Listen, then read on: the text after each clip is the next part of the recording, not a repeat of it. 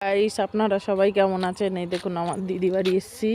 তাদের ধানের ক্ষেত আর সব অন্যদের জমি, ওখানে টমেটো বাগান, আর এখানে যাচ্ছি, সামনে নদী আছে, আপনারা দেখতে থাকুন। যাচ্ছি, পুঁই শাকের গাছ সব চাষ করে গ্রামে, লক্ষ্মীকান্তপুরে আমার বদ্দি বাড়ি।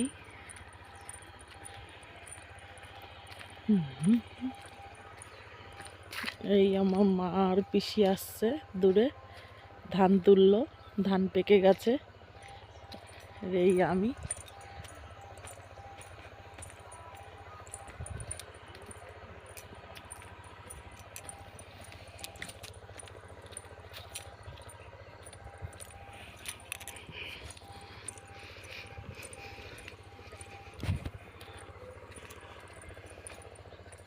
কেমন লাগছে বলবেন আপনারা সবাই।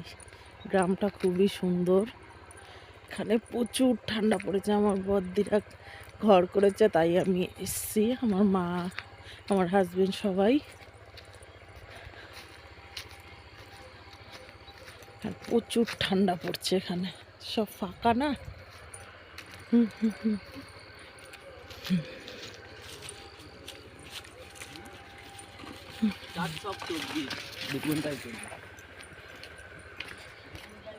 প্রচুর দূর, আমার দিদি বাড়ির থেকে অনেকটা দূর, হেঁটে হেঁটে যেতে হচ্ছে। আপনারা সঙ্গে থাকুন, দেখতে থাকুন। অনেকটা দূর হেঁটে তারপরে নদী, ওই দূরে দেখতে পাচ্ছেন ঝাউবন, এই গাছ ভর্তি, ওর পরেই নদী। পাড়ে যাচ্ছি, গেলে আপনারা সবাই দেখতে পারবেন। 5টা বাজতে যায় প্রায়, বন্ধ হয়ে, সূর্য ডুবে যাবে, অন্ধকার হয়ে যাবে। সবাই ধান তুলছে, ধান তোলার সময় এখন। এই দেখুন, সামনে দেখতে পারবেন ধান তুলে ধান ভাঙাচ্ছে।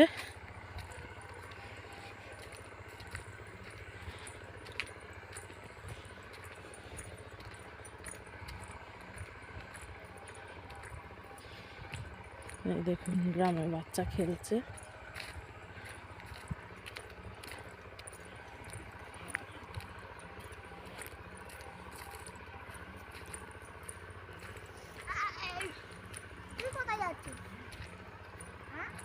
নদীর ওখানে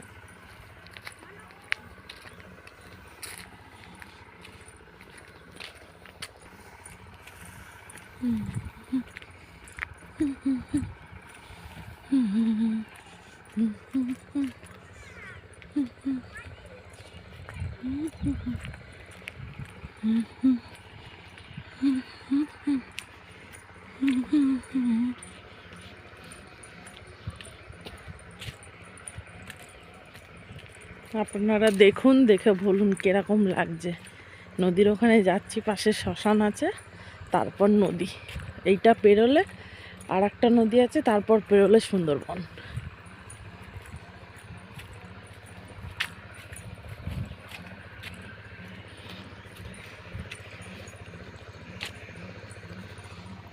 ধান পেকে গেছে, সবাই তুলছে। ওই লোক দেখতে পাচ্ছেন,